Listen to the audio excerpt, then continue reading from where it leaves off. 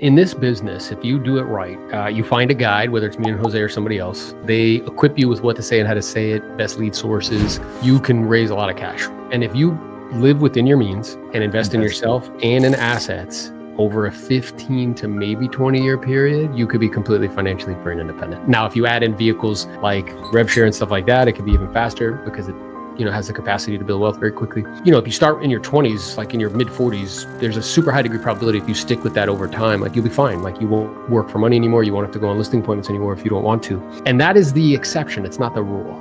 The rule is unfortunately in our industry is that most people find themselves at older stages in life and that kind of end of their life cycle still having to go out and, be on listing appointments, right? The thing that invariably gets in the way is what we started off with, which is status and comfort, right? So like as income has a tendency to increase, what I've seen amongst agents is, particularly if they're driven by significance and status, they begin to raise their lifestyle in direct lockstep to their income. And what they end up with is kind of like a golden cage, right? They end up with really nice things, but they don't actually own any of their time. So that's also a decision that you really need to make. And once you do that, there's really 3 steps. The first is earning it, which me and Jose are here to continue to equip you with everything you need in order to be able to earn a lot of money in this industry. The second is keeping it. So very few people know how to do the first, even less know how to do the second. And what gets in the way of that is status and comfort usually, right? And then the third is multiplying it. And that's really what we're talking about here, right? And I want for me personally, I think we share this in common. I think people think you're like a really big risk taker. You're actually not. No. You're actually like really, really conservative, right? Very. You only do it if it makes like total sense, like conservatively. Yeah, and I'm the same way. But in the multiplying it, there's a couple vehicles that you have at your disposal. Simple's usually easier and it's better. And allowing time to kind of, like you're saying, do its thing. And time is either your friend or it's your enemy. So if you do what we're describing, time will be your friend, right? You'll find yourself when you're my age with a little gray in your beard and you're like, oh, yeah, that's good. Time worked for me, right? The compounding thing worked for me. If you don't do these things that we're talking about with a super high degree of probability, time will not be your friend. And as time progresses, you'll find yourself then feeling the need to be more risky to try to make up for, and that's where you get into big trouble because you start to grasp, reach, and that's usually doesn't end up working out well. It clouds judgment as well too. I know people that they get super emotional about the selling of their property because all their net worth is tied up in the sale of their property and their retirement depends on them getting a certain amount. And if they're not able to get that certain amount, they freak out. Yeah. So if we were to kind of lay out a blueprint for building wealth in this game, I think Naval does it best. So the first is you need specialized knowledge. So the specialized knowledge we're referring to is like what to say and how to say it, right? And product knowledge and product knowledge around like, the different areas of real estate. When we say product knowledge, we mean like, other than just listing the property, can we do a sub 2? Can we do a Delaware statutory trust? Can we do, like a wholesale deal? Like, like just having more product knowledge. And that specialized knowledge, the acquisition, it takes time. I mean, it took me 5 years to get to 100 deals. My first year selling real estate, I made $13,000. Jose, when he first started, wasn't great. He went on 100 listing appointments and took 20. That's not good. Lower. You know what I'm saying? Like, he's since very much so improved, but like it takes time to acquire that specialized knowledge. I would propose or suggest probably 5 to 7 years. Like I didn't really feel like I knew what I was doing until I hit like 100 deals. I'm like, okay, like I kind of know what I'm doing now. You know what I'm saying?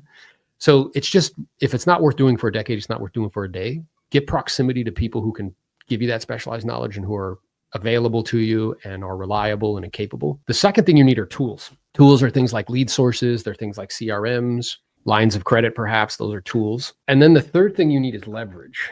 And the leverage, and that speaks to what we're talking about right now. The lowest form of leverage is labor. You got people on your team working for you. Like whenever people tell me like, oh, I want a team, I'm like, I don't think you really understand what like that form of leverage. Because if you did, like, I'm not convinced you'd still want to do it. But then the second one is capital. And that's the one we're really speaking about right here, which is where you have money working for you. Then again, I just need like a very clear goal and objective in the distance. I need to recognize that my most powerful vehicle for wealth accumulation is my income, and time in the market is more important than timing the market. Like allowing compounding to do its thing over time, and just consistently and diligently and perpetually, year after year, month after month, independent of ups or downs, sideways, keep contributing, right? I've seen Jose, buy assets in all markets, up, down, sideways, like whatever, right? So keep deploying capital. Our tendency is to hoard it and not, kind of get rid of it. And we think that by keeping it in like a savings account or something liquid, that's safe. No, that's actually a risk, because every year that goes by, every month that's go by, because of the inflationary environment that we're just in, which makes it go faster, but just inflation in general, your purchasing power is being eroded. It's basically like the government telling you, hey, we're going to steal 2% from you every year. And we're like, okay, like that's a good idea. Yeah. And if you do that consistently and diligently, and again, simple's usually better and it's easier. You do that consistently over 15, 20-year time frame. I promise you, dude, like barring something, crazy happening, which if that happens, like all bets are off, you know what I'm saying? Like you're going to end up in a place where your future self will thank you and you'll have reclaimed your time. And that's the whole purpose of it, for you guys to be able to buy back your time and buy back your freedom as well too. I agree. I think that, hey, look, if you can have active, fast income, meaning learning how to sell real estate in high volume, and then have a way that you deploy that money in a sense where you're focused on buying back your time, it'll get to the point where you meet a certain goal, and that goal's enough to live the Aaron Novello lifestyle. Come on, brother. It also comes like this last one that's required is good judgment. And judgment is really about what's best for the long term. I think living in a society where our economy is 1000% based on, well, not 1000, but like, the vast majority is based on consumption. I know it's very difficult to like kind of avoid the siren call. I'm not saying that like, I'm a capitalist at heart. So like, yeah, I'm not saying consuming things are bad. What I am saying though is like you have to be mindful and purposeful.